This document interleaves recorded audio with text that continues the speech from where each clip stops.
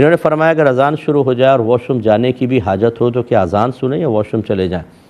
دیکھیں اس میں حاجت کو دیکھتے ہیں کہ اگر بہت زیادہ پریشر ہے تو پھر جا سکتے ہیں، اذان کے دوران واش روم چلے جانا کوئی گناہ کا کام نہیں ہوتا، اگرچہ ادب کے خلاف ہے، لیکن جب اس طرح کی صورتحال ہو کہ انسان کو اتنا پریشر ہو، اور خاص طور پر بعض شوگر پیشنٹ ایسے ہوتے ہیں کہ وہ پیشاب برداشت نہیں کر سکتے، اگر روکیں تو وہ نکل جاتا ہے بعض اوقات، تو ایسے شخص کو یا بیمار کو یا صحت مند بھی ہے لیکن بہت زیادہ پریشر سے پیشاب آ رہا ہے تو بالکل وہ جا سکتے ہیں اور پیشاب وغیرہ کر لیں، بعد باہر آ کے پھر باقی اذان کو سن لیں۔ لیکن اگر اتنا کوئی پریشر وغیرہ نہیں ہے تو پھر ادب احترام یہی ہے کہ پہلے آپ قریب ترین والی جو اذان ہے وہ سن لیں، اس کے بعد پھر آپ واش روم چلے جائیں۔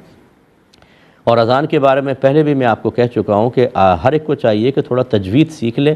تاکہ وہ دیکھیں کہ جو مؤذن صاحب اذان دے رہے ہیں وہ تجوید کے مطابق ہے کہ نہیں، وہ لحن جلی کے ساتھ تو نہیں ہے، قواعد تجوید کا خون کر کے تو اذان نہیں دی جا رہی، اگر ایسا ہے تو پھر وہ اذان حقیقتاً اذان ہی نہیں ہے، بلکہ علماء نے فرمایا کہ ایسی اذان کا نہ احترام ہے اور نہ ایسی اذان کا سننا کوئی ضروری ہوتا ہے، نہ اس کا کوئی ادب کریں گے، پھر آپ بالکل بے پرواہ ہو کے جا سکتے ہیں کیونکہ وہ تو اذان ہی نہیں ہے۔ اور اب بہت سارے مؤذنین ایسے ہیں کہ جنہوں نے تجوید نہیں سیکھی ہوئی، بغیر تجوید کے اور غلط قسم کی اذان دے رہے ہوتے ہیں، الف مدہ واو مدہ یا مدہ پورا نہیں ہو رہا، حی علی الصلاح کے اندر آخر میں ہاں نہیں نکالتے، صلاح صلاح،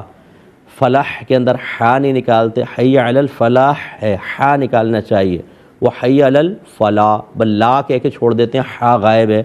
اس طرح کی غلط قسم کی اذانیں جو ہوتی ہیں، اگر کوئی عالم دین کو آپ دیکھیں کہ وہ بعمل ہیں اور وہ کسی اذان کی طرف توجہ نہیں کر رہے اور اس کا جواب وغیرہ قولی جواب نہیں دے رہے تو ہرگز بدگمان ہونے کی حاجت نہیں، اگر وہ عالم خود بعمل ہیں، کیونکہ ہو سکتا ہے کہ وہ اس قسم کی لحن والی اذان کو اہمیت نہ دے رہے ہوں، تو اس لیے ان سے حسن ظن قائم رکھیں۔ لیکن بہرحال ہم علماء کو احتیاطی کرنی چاہیے، لوگوں کو مسئلہ معلوم نہیں ہوتا تو تھوڑا سا احتیاط سے رک جائیں، بہتر ہے، ورنہ لوگ بدگمان ہوتے ہیں۔ لیکن میں عوام کی خدمت میں گزارش کر رہا ہوں کہ بہت جلد علماء سے بدظن نہ ہوا کریں، وہ مسائل جانتے ہیں، اس کے تقاضے کے مطابق بعض اوقات عمل کر رہے ہوتے ہیں۔